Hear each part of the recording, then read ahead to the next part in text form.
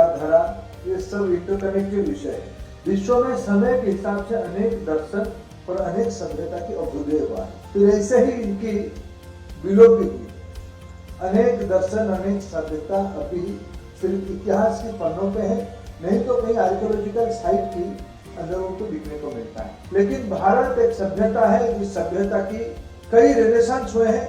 एक कालखंड की प्रणेता स्वामी विवेकानंद है।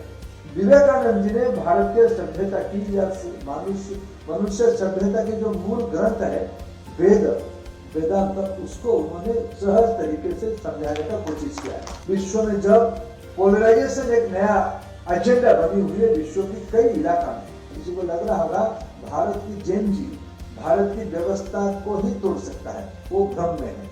भारत की जेनजी भारत की अस्मिता, भारत की स्वाभिमान, भारत की दार्शनिक तत्वों के साथ सदैव जुड़ा निरंतर है। हमें सभी चीजों को जोड़ के देखना पड़ेगा, होलिस्टिक देखना पड़ेगा, वननेस के साथ देखना पड़ेगा, तब हमारी जिंदगी सार्थक होगा। हमारे देश में न्यूट्रिशन एक चुनौती है। विवेकानंद ने कहा है सारे काम छोड़ दो, सारे देवा देवियों की पूजा छोड़ दो, फुटबॉल खेलो, खेल के मैदान में आओ, तब जाके देश बड़ा होगा, युवाओं के मन में साहस आएगा। एज अप्रोप्रिएट एजुकेशन, एज के हिसाब से पढ़ाई। मैं विवेकानंद जी को एज अप्रोप्रिएट अंडरस्टैंडिंग के रूप में मानता हूँ।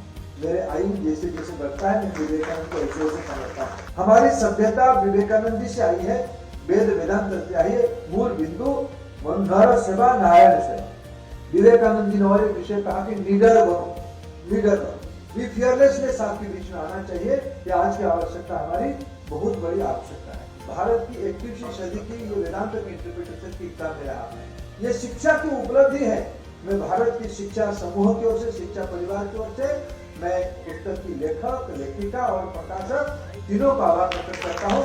वेदांत अगर कोर एजुकेशन है, विवेकानंद साहित्य उसकी अप्लाइड एजुकेशन है। उस अप्लाइड एजुकेशन की नया एजुकेशन बनाने में दोनों हमारे युवा मित्र, मैं उनको अनेक अनेक शुभेच्छा देता हूँ। फिर आप सबको बहुत बहुत आभार प्रकट करता हूँ मेरे को इस कार्यक्रम पे बुलाने के लिए। बहुत बहुत धन्यवाद।